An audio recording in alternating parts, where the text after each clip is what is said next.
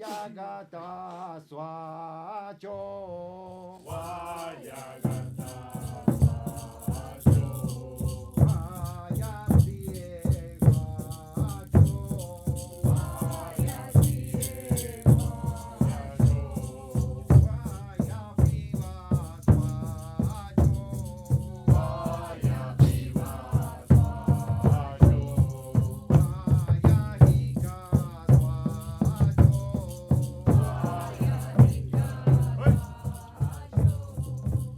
El altiplano cundiboyacense, territorio ancestral muisca, es un tejido entre naturaleza y comunidad, soporte base de la recuperación de la memoria de este pueblo en sueños. En el año 93 nos juntamos y llegamos al valle de Saquencipá varias familias buscando un lugar para hacer comunidad desde la inspiración del lugar de origen de la gente muisca, Ihuaco, Ráquira, por conservar memoria viva en su artesanía, territorio, música carranga y en sus gentes fue la elegida para tal fin. Así llegamos a Ráquira, al sector de Matarredondo, vereda Pueblo Viejo, y con nosotros también llegaron la gente de la memoria viva, los ancianos de diversas tradiciones, pero fueron las montañas nevadas de la sierra y la selva amazónica quienes nos adoptaron.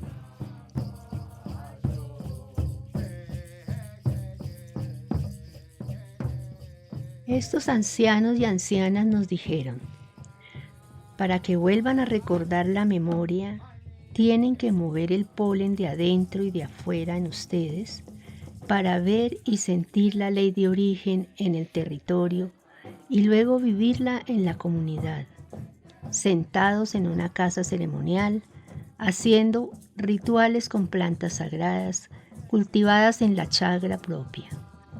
Cultivo que hay que cuidar con mitos narrados en lengua propia para emprender el camino de retorno al origen. Dicen los ancianos, por eso hay que mambear la palabra antigua que recuerda la ley original y de humanización. Esa ley está en los cerros y lagunas, pero también en la semilla que ustedes llevan por dentro.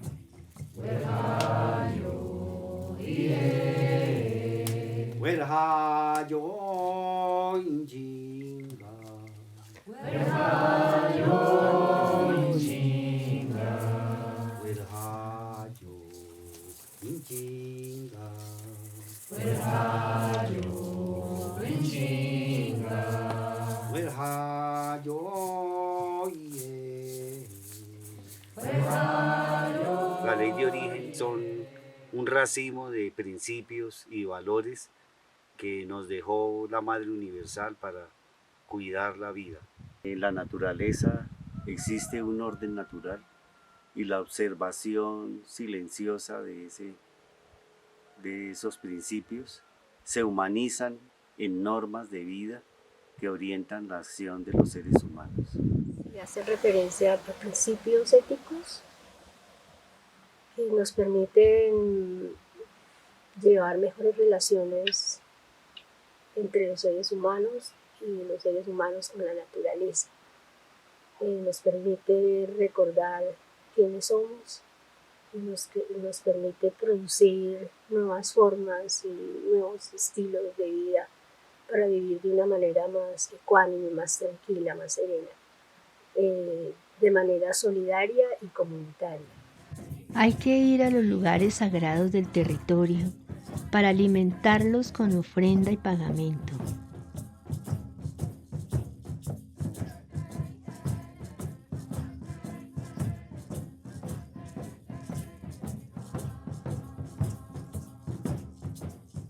El territorio es el contexto donde se desarrolla una comunidad, vive la comunidad, interactúa con todos esos lugares y hay unos espacios que son sagrados que permiten esa conexión del ser humano con la naturaleza, como son las montañas, los ríos, las lagunas, conforman un gobierno y que ese gobierno permite que haya un equilibrio en la naturaleza, en el medio ambiente.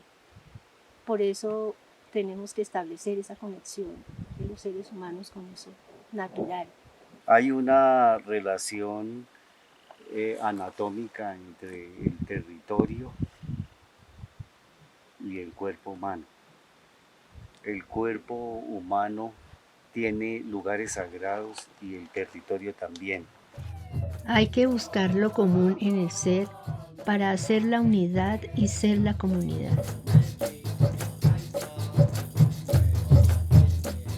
La humanidad tiene un reto, pasar del yo al nosotros.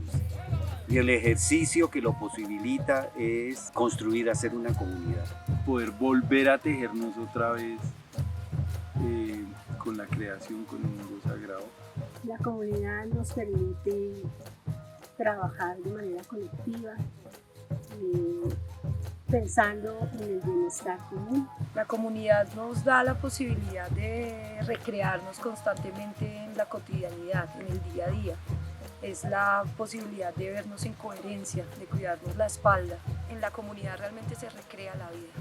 La comunidad me ayuda mucho a tener que hablar los problemas para pues no tener ningún raye pues en la casa ni en ningún lugar al que vayas y no cargar ningún peso encima. Es una lucha de resistencia frente a los procesos individualistas que se viven en las ciudades. Es un conjunto de ideales, de pensamientos, de búsquedas, de visiones y de propósitos que encarnan en las personas que desde desafíos grandes, de vernos el uno al otro, decidimos acompañarnos para trabajar propósitos en común por el bien.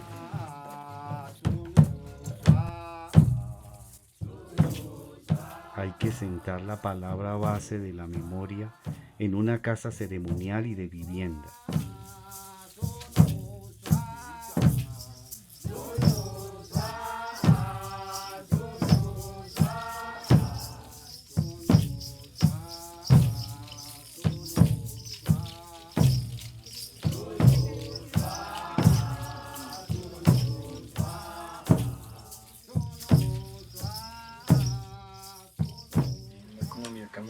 De Táquira tenemos, está la casa de vivienda y casas ceremoniales, hay 4. Está la casa de semilla o de familia, está la casa de formación o de despertar del ser, está la casa de consulta y la casa de silencio. Más que ser un inmueble, es un libro donde está escrito el mito de la vida, el mito de origen que le permite a uno algo muy sencillo que hemos olvidado, que es volver a ser gente y vivir en paz, en bienestar, vivir mejor, acercarnos al buen vivir. Es una casa que está viva, es gente, tiene su pelo, tiene su cuerpo, sus huesos. Esto que estamos haciendo acá es la piel de la casa, estamos poniendo ya su segunda piel. Tiene su cabello, que es esa paja, tiene su corazón, sus genitales, todo. Cumple una función o 2 funciones esenciales que son cuidar y recordar. Cuidar el territorio, cuidar las relaciones, cuidar la vida, cuidar el pensamiento, la palabra. Esta casa es una casa de formación.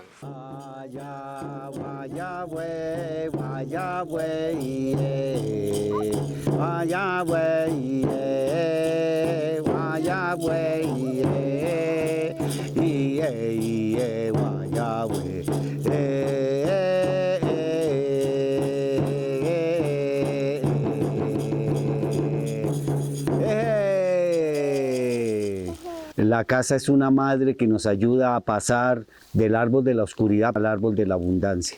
La casa permite proteger, permite cuidar, permite reproducir la vida.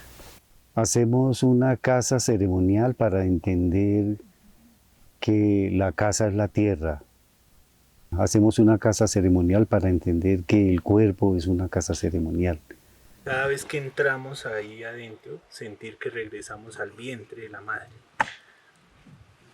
Y regresar al vientre de la madre pues tiene un privilegio que es volver a nacer. Hay que ritualizar la vida para ordenar y curar nuestra historia.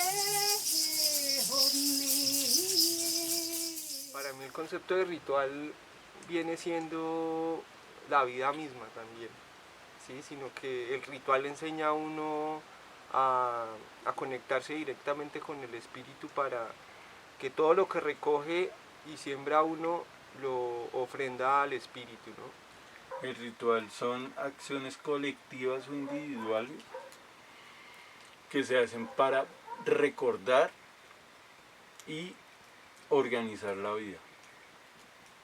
Rit quiere decir ordenar,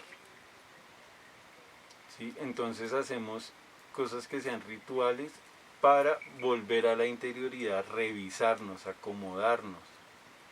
Hay que ritualizar todos los días porque todos los días el sol alumbra para alimentar el universo, ¿no? Y así todos los pájaros, todo nace, todo crece todos los días para recordarnos de que la vida es importante y sagrada, ¿no? Se ritualiza la vida cuando se le pone propósito a las acciones que uno hace. ¿Sí? Uno puede ritualizar la encendida de un fuego. Uno puede ritualizar el encuentro con la pareja. Uno puede ritualizar hacer un canto. Uno puede ritualizar escuchar al otro.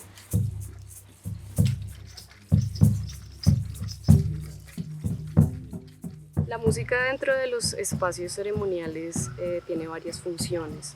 Está ligada también al movimiento porque por medio del cuerpo y del sonido es donde se genera un matrimonio de dos artes que cumplen una función importante a la hora de armonizar. Con la música se armoniza, con la música se cuida y se alimenta el territorio. La música cumple una función importante dentro de los pagamentos, con ella se entrega el alimento, con ella, digamos que aquí hablamos de que todos los padres y madres espirituales escuchan, los espíritus escuchan con el sonido, no con la palabra. Y también la música cumple una función de prevención, cuando hay que prevenir enfermedades, cuando hay que prevenir pensamientos o energías que no corresponden, ella nos cuida. El canto y la danza están implícitos en todo lo que se hace, ¿no? Todo tiene un canto, todo tiene una danza, todo se significa a través de estos dos elementos que son tan importantes a la hora de accionar desde cualquier tipo de acción que se haga en el territorio. Entonces por eso es bellísimo, están presentes en todo momento y no tienen ese carácter como estético ni representacional que a veces se piensa que tiene el canto y la danza. El sonido, la danza, ligado a una ritualidad, puede acercarnos a una armonía colectiva y individual. Los ancianos hablan de que el canto y la danza son la expresión como más antigua y más resignificante para recoger lo que se esté haciendo, digamos, durante el ritual y ofrendarlo con poder, ¿no? Hay que hacer acuerdo con las plantas sagradas para recibir el poder de sus medicinas y la memoria de cómo germinar y crecer hacia la luz. Cuando se habla de plantas sagradas, pues se habla de todas las plantas, ¿no? Toda la creación es sagrada, pero hay unas plantas que nos llevan a recordar el principio creador, la ley de origen. En esas plantas, que se les dice plantas enteógenas, teo quiere decir Dios, ¿sí? O sea, plantas que nos llevan a comunicarnos con ese principio creador, con el principio de Dios. Entre esas, digamos, acá trabajamos el tabaco y la coca. La medicina tiene la palabra de ordenar. ¿Sí? Cuando nos enfermamos es porque adquirimos un desorden mental, energético o físico. Las plantas sagradas son el acuerdo que dejó el mundo natural para el cuidado de la vida de todos los seres vivos. Es el acuerdo que existe entre ese mundo natural y la humanidad, ¿no? Nos recuerda en una constante cómo estamos siendo sostenidos, cómo no somos ajenos al medio. A partir de ahí aprendemos a entender que todo lo que nos rodea hace parte de nosotros. Asimismo, nuestro cuerpo es un reflejo de este gran cuerpo de la naturaleza.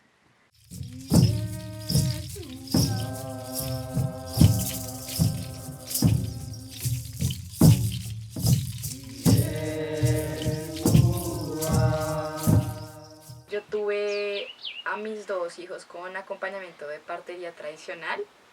Mi segundo hijo nació con una partera muisca en territorio y para mí fue una experiencia transformadora y trascendental, ¿no? Me parece que es muy importante que nosotros logremos encontrar las formas propias de llegar al mundo. Para nosotros como familia, pues ha tenido un impacto grandísimo. Siento que a través de ese conocimiento, a través del acompañamiento como tal, que la partería no es, siento para mí que no se trata solo de una persona o la mamita que está en gestación, sino es todo un proceso de acompañamiento de una comunidad, ¿no? La partería está acogida no solo por las plantas, sino por el acompañamiento también de los procesos de revisión interna, porque la salud está arraigada a las emociones. Un proceso para reconocerme como mujer, para reconocer el cuidado, para conocerme también, para poder acompañar también pues a través de las plantas, a través de la medicina, a través de la palabra también, todo el cuidado para ellos y para mí, y el cuidado también con mi pareja. En este proceso tiene que haber un engranaje entre la familia, tiene que haber un engranaje entre la comunidad, entre las personas que están ahí cerquita, porque todos hacemos para que esa vida se cuide, ¿no? se esté gestando. Entonces el proceso del posparto también es muy interesante porque es anidarse. Son 40 días en los que el padre está estudiando de plantas, está estudiando el territorio para mirar de dónde saca las plantas, qué plantas sirven para los baños, para el proceso de expulsión.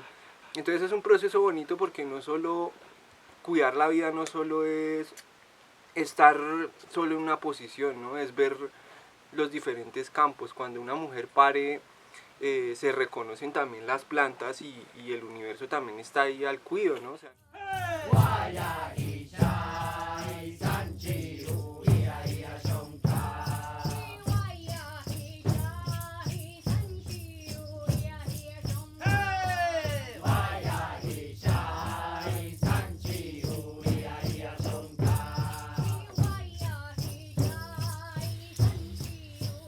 Hay que buscar las semillas nativas para el cultivo de la nueva ciencia de la chaga y producir abundancia material y espiritual. La chagra en la cultura es súper importantísima, porque uno pues es lo que nos sostiene, es el alimento, pero también es el sitio donde como el salón de clases, es uno de los sitios donde más se aprende. De ahí se habla del despertar sexual a los jóvenes, si se enseña esa práctica y el cuidado del cuerpo y de la semilla y de la tutuma, de la tierra. Si ahí está lo femenino y lo masculino. La labranza en Muiscatá es para nosotros un innegociable dentro de la cultura, es como respirar. O sea, es algo que si quieres existir, necesitas hacer. Y si quieres existir dentro de una ley y una autonomía propia, es indispensable. La siembra también marca el calendario ecológico, o sea, marca los tiempos en cómo se mueve la naturaleza, ¿sí?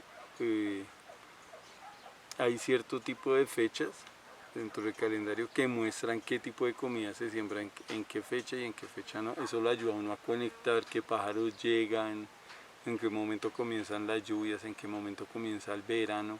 No es exclusivo de una cultura, sino sentimos que es como un llamado, como decía, de la humanidad de volver a sembrar los alimentos, de generar, digamos, también, como decía Subay, otra vez esa soberanía independiente al sistema. La manera como tenemos de nosotros acercarnos a ser creadores, y creadores no solo para nosotros nuestro alimento, sino creadores de vida, para pájaros, para abejas. La semilla que más hay que cuidar para que todo esto se dé afuera, porque o sea, como se muestra la chagra afuera es como uno está adentro, es un oráculo. Entonces lo que más hay que cuidar en la chagra es la chagra del corazón. Esa es la que hay que cuidar. Si uno cuida ahí, está cuidando todo el resto. Hay que sacar de las experiencias de nuestra vida el mito verdadero para enseñar a otros cómo resolver los conflictos de la vida.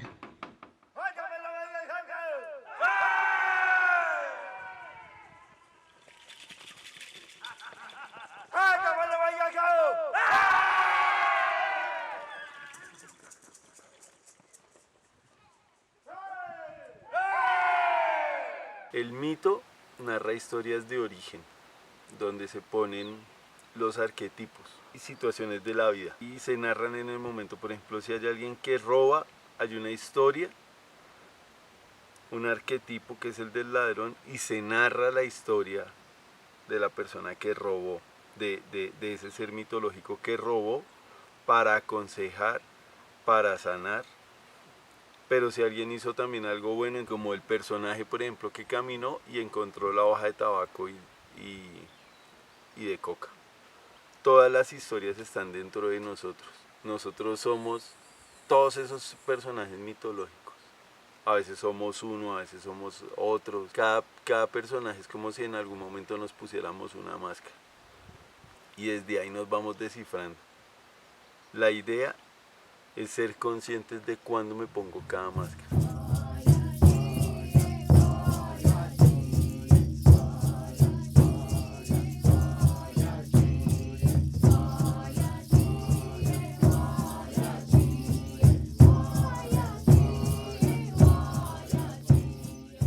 El mito es una matriz importante en la recuperación de un proceso cultural porque es el que permite estructurar la psiquis humana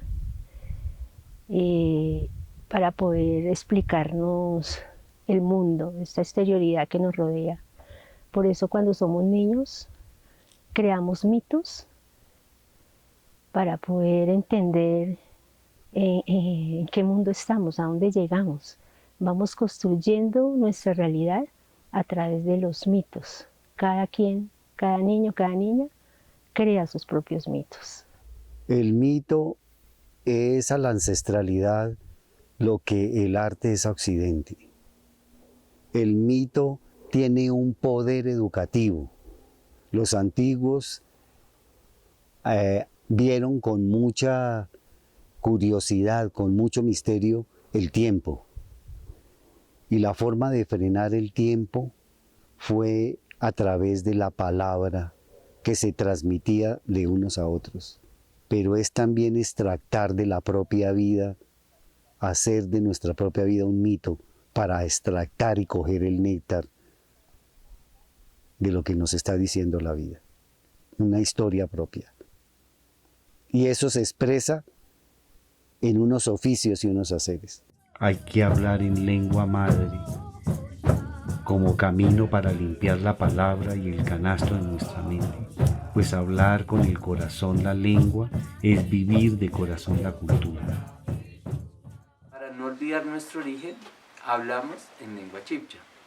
Es un poco, digamos, lo que hemos venido entendiendo, de que la lengua nos ha ayudado, nos sirve para recordar y para ese origen de donde venimos, pero también ese origen, digamos, de las cosas y ese sentido que se le da, ese entendimiento que se le da al mundo desde la lengua de nuestro territorio. La recuperación de la lengua muisca es uno de los pilares del proceso de ahondar en la memoria, porque permite resignificar todos los aspectos que anteriormente nombramos, todos los aspectos de una cultura, más cuando están haciendo la lengua. Entender que hablarla es vivir una cultura, y una cultura es un cultivo que tiene múltiples manifestaciones.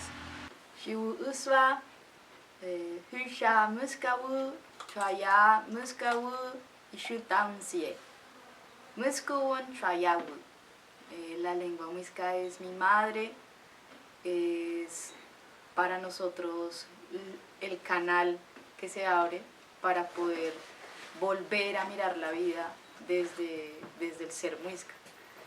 Siempre las lenguas revelan y construyen, están absolutamente vinculadas con el pensamiento. Entonces, la lengua es para nosotros la madre también, es lo que nos da origen, como decía Michael, y es lo que gesta la manera en que nosotros entendemos el mundo. Nosotros como familia hemos estado, digamos, juiciosos en el proceso de aprendizaje. Con otras familias de la comunidad, digamos que se ha trabajado más desde un ámbito más pedagógico y a través de la música y del canto. Es importante que haya una lengua materna para poder nombrar todo ese mundo que nos rodea. Es una lengua que se dejó su uso hace ya algunos siglos, y entonces es un proceso igual que la cultura muisca de reconstrucción de la lengua.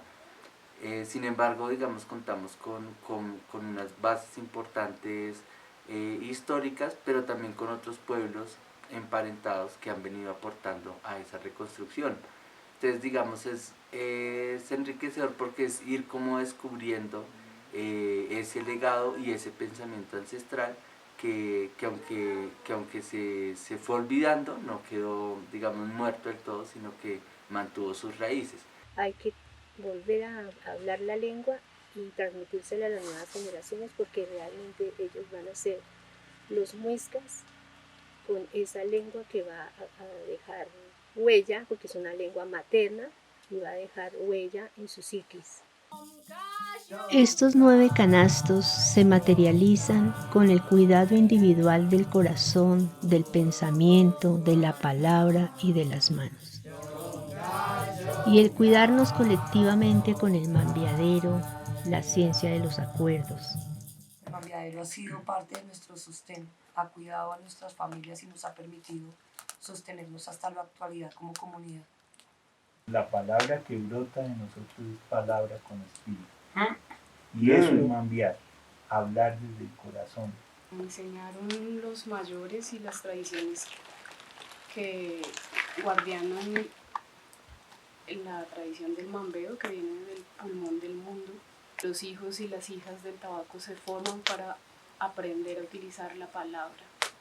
Por medio del lenguaje, comunicarle al otro lo que duele, lo que no gusta, la enfermedad, lo que enreda, para que por medio de esa palabra pronunciada se limpie y nos curemos. Esa palabra sirve para que eso que se nos pega en la espalda y no nos alcanzamos a ver, los otros nos ayuden a revisar la espalda y a quitarnos eso que está ahí. Mambiadero es una herramienta que nos permite en todos los tiempos, en todos los lugares, darnos la opción de mirar hacia adentro para limpiar la historia. Cuando mambiamos uno entrega también su pregunta o entrega su situación que tenga en confianza en los demás mambiadores para encontrar una respuesta. Entonces es un principio que es una herramienta que cuida un principio comunitario. Poder entender qué es lo que realmente acecha la comunidad, porque aparentemente sale por el otro, pero eso que está representado en el otro hace parte de lo que a todos nos afecta, a todos nos moviliza. Entonces hay que estar en la disposición de la escucha para poder acompañar y cazar eso que realmente está molestando a la comunidad para poder volverlo alimento, volverlo miel. De aquí yo tengo una percepción de este fuego y yo puedo hablar de lo que estoy viendo ahí, pero está incompleta, porque falta la percepción del que está mirando desde allá, del que está mirando desde allá, del que está mirando desde allá. En otros tipos de diálogos prima la opinión, prima la verdad que cada uno defiende. Aquí lo que prima es la vida y el cuidado de la misma. Esa es la búsqueda también, o lo que uno encuentra en el mambeo, la verdad y no la razón. Por eso uno renuncia incluso a su propia percepción, a su propio entendimiento también.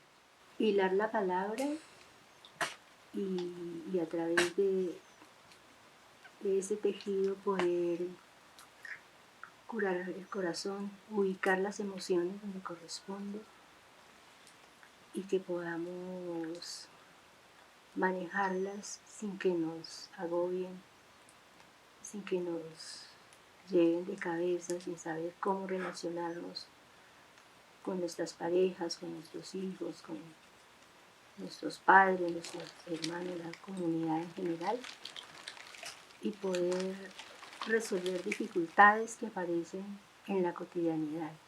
Es un proceso, son muchos mambeos para poder dejar de repetir y dejar de gozar a través del sufrimiento y poder tener una salida y una vida más tranquila conjuntamente. Mientras que no nos juntemos a ponernos de acuerdo, estamos separados. Y la separación es la enfermedad que estamos sanándonos acá en estos espacios. Que lo que se habla no se lo lleve el aire, sino que es una semilla que se pone en la tierra, nazca y produzca comida que se materialice.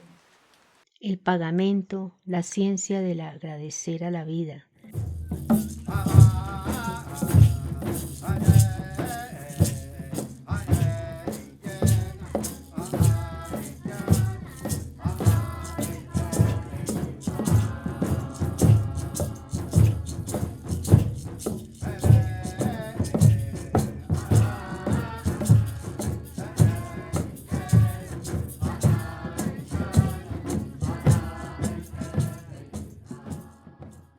Todo lo que tomamos de la naturaleza sin permiso nos genera una deuda. Y el sin permiso es no reconocer que alguien nos da algo, que estamos tomando de alguien. La naturaleza es una madre que nos da, pero no le damos gracias, ¿no? Lo tomamos sin pedirle a ella que nos lo dé. Y eso genera deuda. Pero cuando lo tomamos con permiso, damos gracias, entonces cuando entregamos algo a la naturaleza se vuelve una ofrenda. Eso es el pagamento. El pagamento es reconocer que nos dan algo, que alguien nos está dando algo para sostener la vida. Una forma de hacer un vínculo con el territorio, un vínculo de comunicación, porque nos comunicamos. A cada ofrenda se le pone un pensamiento y esas ofrendas van con un pensamiento al sitio donde alimenta, sí, a cerros, en sitios donde hay, a las lagunas, piedras, cierto tipo de árboles, Y con esto se alimentan los padres espirituales, los dueños de cada cosa viva. Si cada cosa tiene un dueño, entonces a eso alimentamos. Si desde ahí entregamos. La minga, la ciencia de la solidaridad. Una sola persona no puede hacer una casa, pero 10 sí pueden hacer 10 casas básicamente. O sea, como que con ayuda todo es mucho más fácil. Para mí la minga es poderse reunir en comodidad y poder ver cómo todo va creciendo de a poco. Cuando tú te reúnes en una minga es ver cómo cada mano hace la diferencia, ¿no? Porque entre más personas, más avanzas. Cuando hay minga, hay abundancia de comida, hay bienestar en las casas. Nos cuidamos, tiene que ver con la palabra de cuido, de verse en el otro, de poderse tejer en el otro. Y en el hecho de que la necesidad del otro no es solo la necesidad del otro, sino la necesidad de todos.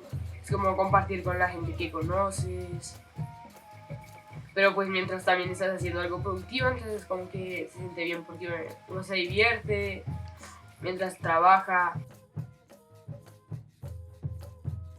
Desde muy pequeño, entonces también es como que uno aprende mucho más porque pues obviamente estando desde una más pequeña edad pues tiene mucho más tiempo recorrido, uno también se divierte mucho, se me hace.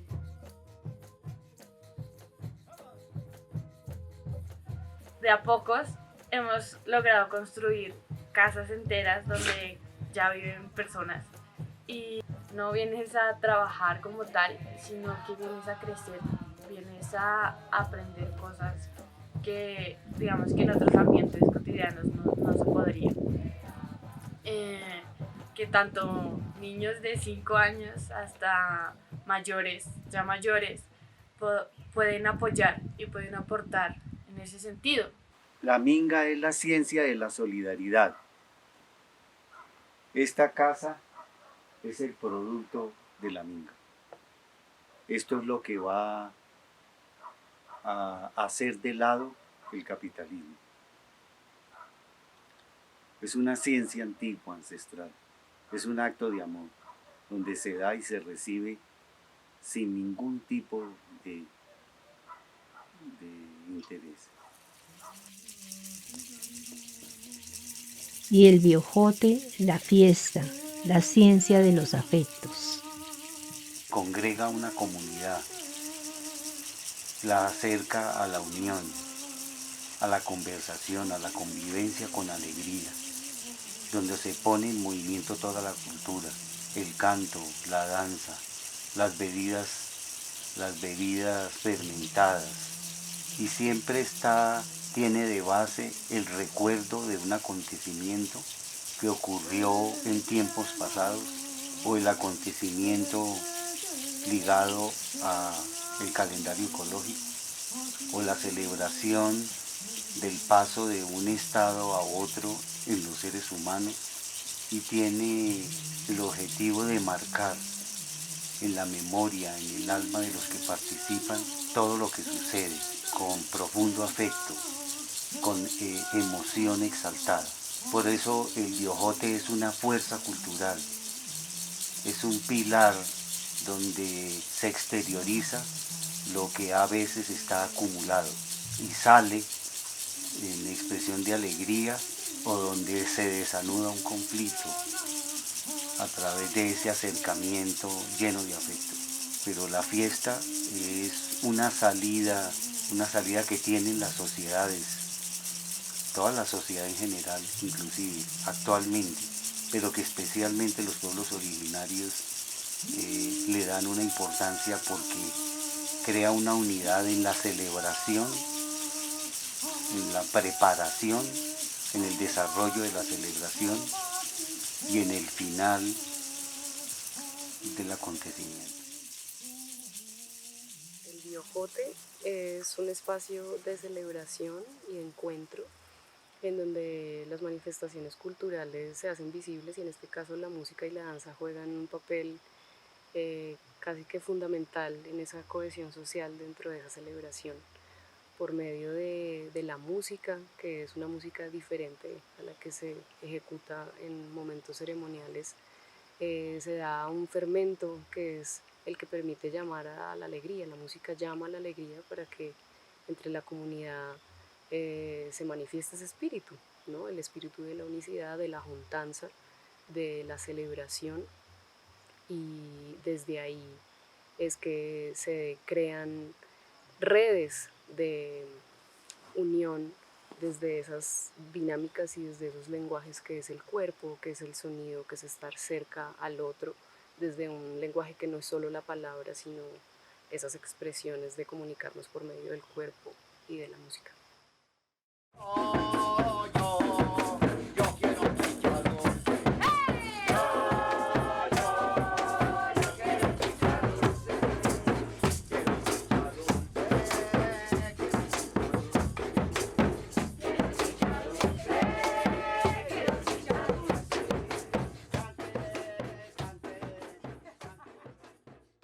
Dijeron los mayores y mayoras, nosotros primero tenemos que entregarles a ustedes nuestra mujer, la tradición, para que puedan atrapar un silencio y en ese silencio recuerden la palabra de origen.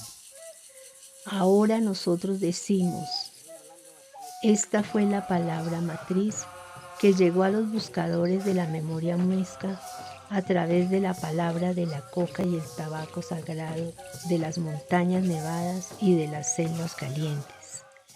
Después de trasegar por todas estas vivencias y con el acompañar de los ancianos y ancianas, la palabra de la memoria, de la labranza, maduró y floreció en lo que llamamos Miska Aba Itakubun, palabra base de la nueva gente maíz. Esta palabra son principios de la naturaleza que se humanizan en normas de vida y enunciados para orientar la acción de la comunidad. Esta palabra nace de la observación silenciosa del orden natural que guarda la tierra, el cielo y los humanos para mantenerse en equilibrio ante el árbol mundo de la ilusión. Itakubun es una palabra miel que atrae. Es pura, cristalina y está en todas las culturas y tradiciones. Nos recuerda el encargo de cuidar el plan de la semilla origen de la vida que nos dejó la Madre Universal desde el comienzo del mundo. Estas matrices de pensamiento se movilizan con el canto de nuestra palabra recta y la danza de nuestras acciones correctas, para conmover la naturaleza y hacer acuerdo con el orden natural que se expresa en el calendario ecológico, gobierno propio, y con los ciclos de la vida, educación propia, para que todos retornemos a la Huatkika Hicha, gobierno del cielo y de la tierra. La palabra de Itakubun es el fundamento para la comprensión y plena conciencia de todas las prácticas de la vida cotidiana, porque recuperar la memoria de un pueblo no es una nostalgia por el pasado o por un futuro mejor, sino la certeza de lo que queremos que suceda dentro de nosotros, para que suceda afuera y se materialice aquí y ahora. Iskinga.